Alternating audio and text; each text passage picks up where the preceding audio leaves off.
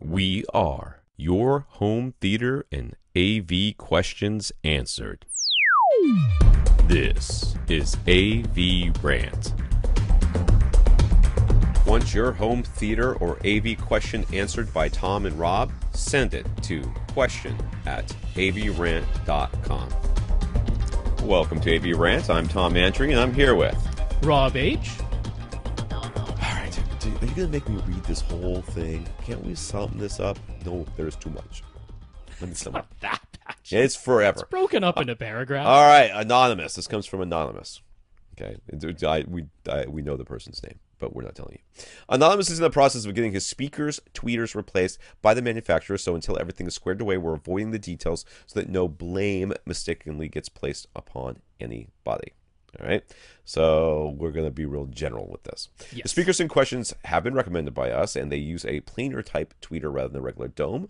Anonymous sits 10 feet away from these speakers and is powering them with an D&M AV receiver that's also been recommended by us and is rated to deliver slightly over 100 watts per channel into 8 ohms. He noticed that the sound had changed, so he went to the trouble of getting behind his acoustically transparent projection screen and discovered tears and holes in the tweeters.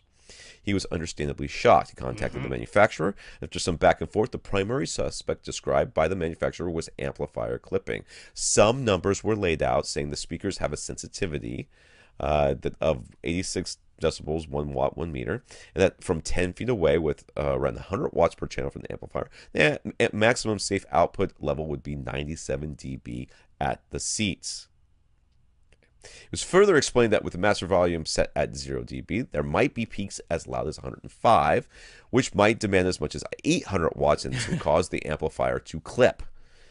All in all, clipping was blamed for destroying the tweeters, and it was suggested that the Anonymous should never set the master volume higher than negative 10 dB. Does all of this add up? Is this something that we ought to be a much bigger consideration and cause for concern? Would adding the high wattage amplifier to his system ensure that this damage never happens again, even if he listens at reference volume?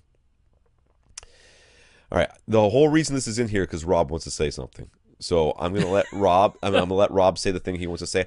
I just want to say that we need to go back to the very beginning of this and remember that the manufacturer, while not wanting to take blame for the damage, is replacing the tweeters or the speakers or whatever. The free of cost. Free of cost. No charge. Yeah. It's not like they're stringing them along or this is not my fault. I'm not doing it. This is all being handled very professionally. But the real question comes down to, from this guy is, or gal, not saying which one, is this right? Do I have to never listen at reference volume from my listening position? And of this 10 is feet away. Of 10 which feet is away. Not far. Right. And we know that many of you out there listen from 10 or 12 or 15 feet away, and we're like, dude, don't worry about it. It'll be fine. Right.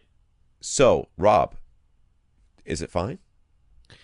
Right. So I want to dig in these numbers a little bit because the numbers are factual, but I would say excessively conservative, right? Because these are essentially based on anechoic settings, right? Right. So the way that you get to something that has a sensitivity of 86 decibels, 1 watt, 1 meter, which is very normal for a lot of speakers. Yeah, a lot of very average sensitivity for a speaker. And then if you were to put 100 watts into that, what that would do is add 10 decibels for the first 10 watts and then multiply by 10 again to get to 100 watts, which gets you another 10 decibels. So at that point, you're outputting 106 decibels with 1 watt from 1 meter away. Right, so that it's important because that distance is in there. So you're hitting 106 dB with 100 watts from 1 meter away. Now, 10 feet is almost exactly 3 meters away. So in an anechoic setting, you would lose 9 decibels off of that, right? Which gets you to exactly the 97 decibel figure that was quoted by the manufacturer at the seats. But that's in an anechoic setting. So that's why I think this is maybe excessively conservative, because in a real room where there are some room reflections, you don't really lose 6 decibels for every doubling of distance. You don't lose that extra 3 decibels for the 1 extra meter on top of it. My guess would be conservatively, I would say that you might lose 6 or 7 decibels. But even there, okay, we're saying 100 watts. Let's say you lose 6 decibels. Now you're down to 100 decibels with 100 watts at 10 feet, at 3 meters. All right, that's where I think this would fall, which isn't that far off. We're talking 3 decibel difference, right? So to get to that extra 105 dB and how they ended up with this 800 watts potential figure, if you took the anechoic measurements, 97 dB is what you're getting with 100 watts at the seats. You double that, 200 watts gets you 100 dB. 400 watts gets you 103 dB. 800 watts gets you 106 dB at the seats. This is how you wind up with this 800 watts figure. Again, I think that's excessively conservative. I would say that from 10 feet away, with speakers of this efficiency, you can hit 104 decibels, very close to full reference volume, with probably 200 watts, realistically. And this AV receiver was actually reviewed by Audioholics, so it had the full gene testing of the amplifier section. Right. And it actually hit its rated power, which was 100. It hit a little bit more than 100 watts per channel, 2 channels driven simultaneously, and then had peak power.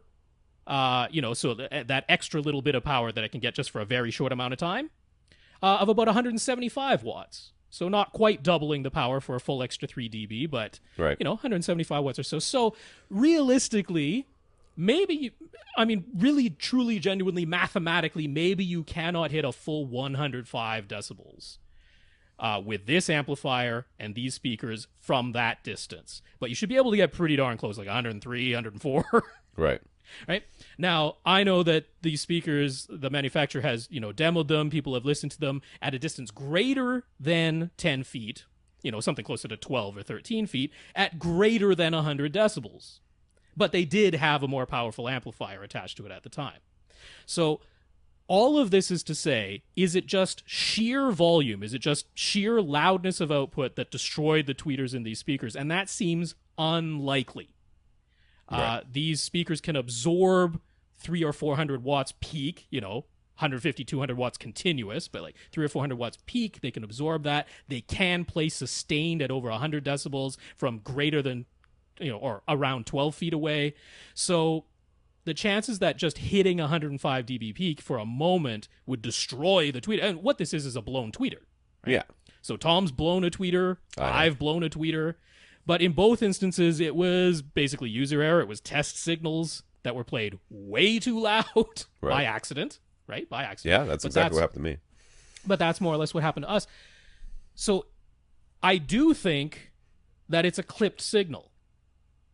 But most almost all AV receivers have what they call soft clipping, which is that when the signal is going to clip, a filter is applied, it chokes down the signal. It doesn't actually get as loud as what the signal is calling for, but that's to save your speakers. That's why they have a soft clipping circuit. It's a protection circuit. Right. So again, all of that is to say, I do think it's probably clipping because I know these speakers can play loud and you're not sitting terribly far away. But the source of the clipping, is it really just that you were playing normal content at reference volume and that exploded a tweeter, which seems very unlikely to me. What seems more likely is maybe there was actually clipping in the signal itself, which is a very easy thing to do, especially with data compressed audio signals. When Tom and I record our audio for AVRant on our microphones, on our computers, and then we compress it to MP3, the signal clips, unless we're careful. The signal isn't necessarily clipped before that data compression. After the data compression, there is clipping. And that's in the signal itself. Right? Yeah. I have a compressor on right now a dynamic range compressor, that keeps me from clipping while I'm speaking, so I don't go above 0 dB, whatever it's called, and that doesn't clip there. Then, but at the end, I compress everything again, so that we don't have as much variance in our volumes. This just helps make sure that you guys can all hear us without having to change the volume on your device as we maybe get louder or softer as we are talking, more or less animatedly.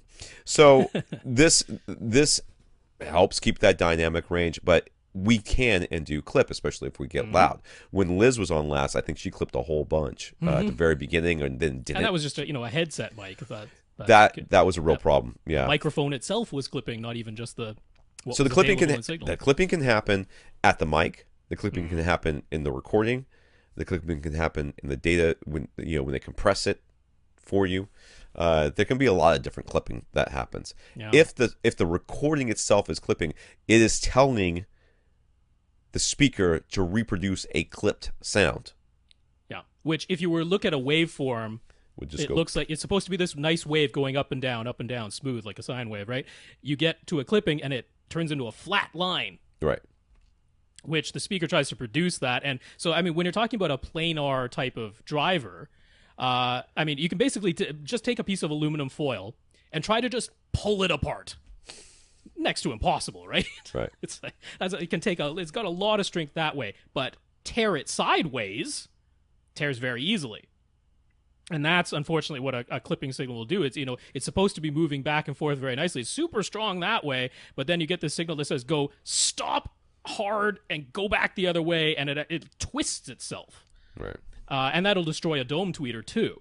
So Yeah. the reason I bring all this up is because he said, should this be a greater cause for concern, particularly about planar drivers or this particular speaker that we're not even naming, but if sitting 10 feet away playing movie content at reference volume was destroying tweeters, I am certain we'd be hearing more about that on our show, on every forum in the world. Like, there would be Right. people screaming bloody murder if sitting 10 feet away you couldn't play a normal bookshelf speaker at reference volume. So I do believe something went wrong here. It could be amplifier clipping, but that seems to me. My suspect is some signal that ultimately ought not to have been played, at least not that loud at full scale, caused that there was clipping in the signal itself. That would be my suspect. Yeah, All right. Well, it's tough. That really. I'm sure there's a lot of people out there who are really informed right now. Basically, don't play clipped stuff is what the No, but response it's really is. because if you don't know ahead of time. You right? don't.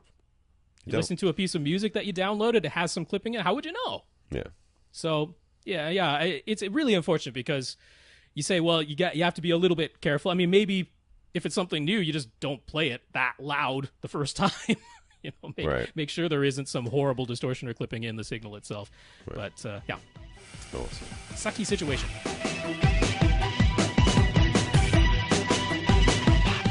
Want your question answered? Send it to question@avrant.com.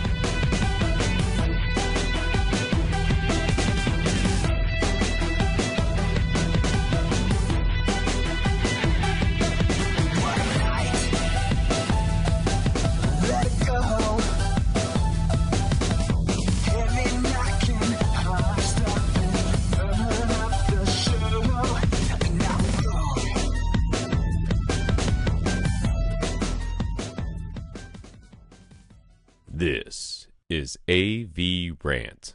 Now go out and listen to something.